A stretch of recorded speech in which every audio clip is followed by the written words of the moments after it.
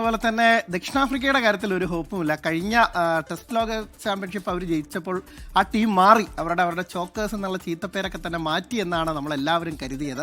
പക്ഷേ അതിന് ഒരു മാറ്റമില്ല എന്നുള്ളത് തന്നെയാണ്. പ്രത്യേകിച്ച് ലിമിറ്റഡ് ഓവർ ഫോമാറ്റിലേക്ക് വരുമ്പോൾ അവർ കൃത്യമായി നോക്കൗട്ട് വരെ നന്നായി കളിക്കും, നോക്കൗട്ടിൽ കലമുടയ്ക്കും, അതിന് ഒരു മാറ്റവുമില്ല. ഇന്നലത്തെ മത്സരത്തിലേക്ക് 7 മത്സരങ്ങളും ജയിച്ച് ഈ ടൂർണമെൻറ്റിലെ ഏക അപരാജിത സംഘമായിട്ടാണ് ദക്ഷിണാഫ്രിക്ക എത്തിയിരുന്നത്. പക്ഷേ അവർ ആ ഘട്ടത്തിൽ കൃത്യമായി എങ്ങനെയാണ് ചോക്കിയെന്നറിയാം, അവരുടെ പവർ പാക്കഡായ ബാറ്റിംഗ് നിരയൊക്കെ തന്നെ കൊളാപ്സ് ആയി കഴിഞ്ഞു.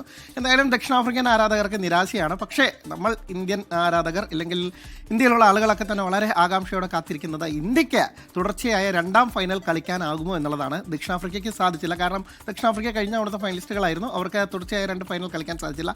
ഇന്ത്യക്ക് അതിന് ആവുമോ എന്നുള്ളതാണ് വലിയ ആകാംക്ഷയോടെ കാത്തിരിക്കുന്നത്. ഇന്ത്യക്ക് മുൻ ചാമ്പ്യന്മാരായിട്ടുള്ള ഇംഗ്ലണ്ടാണ് എതിരാളികൾ. ഈ 2 ടീമുകളുടെയും പ്രത്യേകത എന്ന് പറഞ്ഞാൽ 2 തവണ കിരീടം നേടിയ ടീമുകളാണ്. 2 പേർക്കും 3ാം കിരീടം എന്നതിന് വലിയ സ്കോപ്പുണ്ട്. ഈ 2 ടീമിന് മാത്രമാണ് അതിന് സാധിക്കുകയുള്ളൂ. മറ്റൊരു ടീം ഉണ്ടായിരുന്ന വെസ്റ്റ് ഇൻഡീസാണ്, അവർ പുറത്തായി. അപ്പോൾ ആദ്യമായി 3 കിരീടം നേടുന്ന ടീം ഏതായിരിക്കും എന്ന കാര്യത്തിലാണ് സംശയം. അതിലേക്ക് ഒരു പടി കൂടി അടുക്കാനാണ് ഇരു ടീമിൻ്റെയും ലക്ഷ്യം.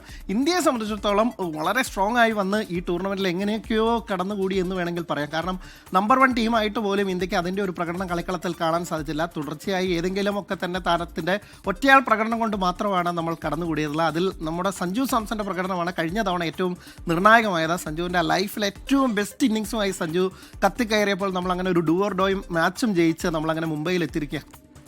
ഇംഗ്ലണ്ട് ആവട്ടെ നേരെ തിരിച്ചാണ്. അവരുടെ തുടക്കം വളരെ മോശമായിരുന്നു.